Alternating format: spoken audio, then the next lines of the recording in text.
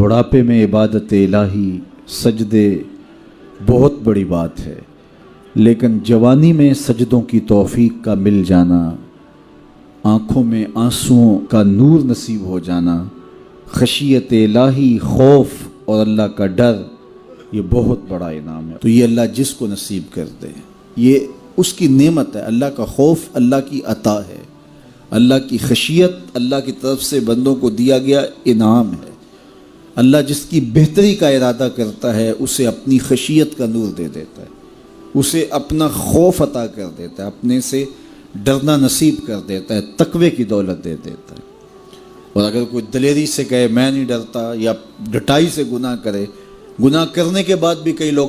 چھاتی چوڑی کرتے ہیں، تو یہ اللہ کی ناراضگی کی دلیل ہے کہ گناہ کا موقع مل جانا اور گناہ کے بعد اترانا،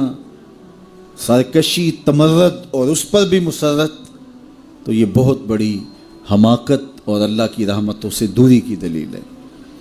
اور نیکی کی توفیق کا میسر آنا اور گناہوں سے بچ جانا اور اللہ کی خشیت، اللہ کا خوف سینے میں موجود رہنا، اور اگر کبھی گناہ سرزد ہو جائے تو فوراً توبہ کر لینا۔ مومن کی شان یہ بتائی گئی ہے، حضرت عبداللہ ابن مسعود رضی اللہ تعالی عنہ سے ہے کہ جب مومن گناہ کر بیٹھتا ہے تو وہ یوں محسوس کرتا ہے کہ پہاڑ تلے آ گیا، اس کے اوپر یوں ایک بوجھ لگتا ہے، جلدی جلدی تلافی کرتا ہے، توبہ کرتا ہے، رجوع اللہ کرتا ہے تاکہ مجھے معافی مل جائے۔ اور منافق کی مثال یہ ہے، گناہ کرنے کے بعد یوں محسوس کرتا ہے بدن پہ مکھی بیٹھی تھی، ہلکے اشارے سے اڑا دی۔ اور دن میں کتنی مرتبہ مکھیاں اڑاتا ہے ایک آدمی، سویر سے شام تک، شام کو سے شمار اور یاد بھی نہیں ہوتا کہ کتنی مرتبہ یہ عمل میں نے کیا ہے۔ تو میں اور آپ اپنے آپ کو دیکھ سکتے ہیں، یہاں بیٹھے اپنے ضمیر میں اتر کے جھانک سکتے ہیں کہ ہم کھڑے کہاں ہیں۔ ہم سے کبھی کوئی گناہ سرزد ہو جائے تو کیا ہماری یہ کیفیت ہوتی ہے کہ ہمیں یوں لگے کہ جس طرح پہاڑ تلے آ گئے ہیں، یا ایسے کہ ہم سے گناہ ہو جائے تو ہم یوں محسوس کرتے ہیں کہ کچھ بھی نہیں ہوا، جس طرح ہلکے اشارے سے مکھی اڑا دی، بس ایسے ہوتا ہے؟ میں اور آپ اپنے آپ کو اپنے ضمیر کی عدالت میں کھڑا کر کے دیکھ سکتے ہیں کہ ہم کھڑے کہاں ہیں۔ کہیں منافقانہ روش ہمارے طرز زندگی میں تو نہیں، یا کہ وہ مومنانہ شان ہے کہ گناہ کے بعد پہاڑ تلے آ جانے کی کیفیت محسوس کرتے ہیں اور جلدی جلدی تلافی کرنے کی کوشش کرتے ہیں، بے چین ہوتے ہیں، آنکھوں سے آنسو نہیں تھمتے اور رجوع اللہ کرتے ہیں، طبیعت میں ایک ہیجان، بے تابی اور پچھتاوے کی سی کیفیت ہوتی ہے، ہم سے یہ ہو کیا گیا، ہمارا رب ناراض ہو گیا۔ تو میں اور آپ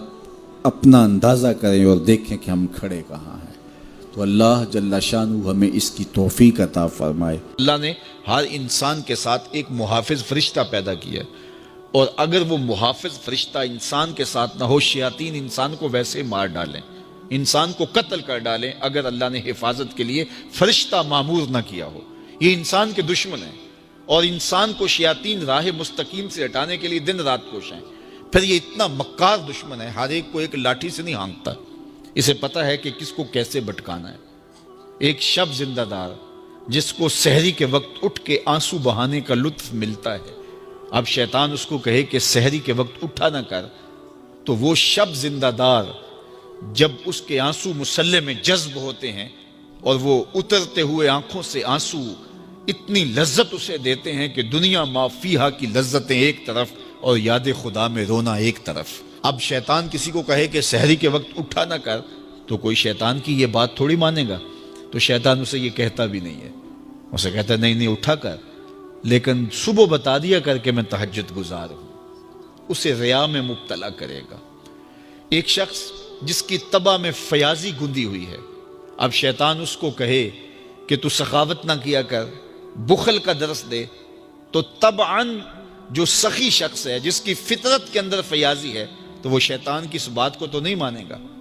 شیطان اسے یہ کہتا بھی نہیں کہ تو بخل کر، اسے فضول خرچی کی طرف لگا دے گا، اسے ان کاموں میں خرچ کرنے کی ترغیب دے گا جس کا اس کو اور معاشرے کو کوئی فائدہ نہیں ہوگا۔ اس لیے شیطان رخ بدلتا ہے۔ ایک شاعر جس کی طبع کے اندر لطافت ہے، نرمی ہے، محبت ہے، اب شیطان اس کو کہے کہ فلاں کو قتل کر دے، تو شاعر تو شاخ سے پھول بھی نہیں توڑ سکتا، تو پھر وہ کسی کا سر کاٹ دے، یہ کیسے ممکن ہو سکتا ہے؟ شیطان ایک شاعر کو یہ کہتا بھی نہیں، اسے وہ شراب اور شباب کے پیچھے لگا دیتا ہے۔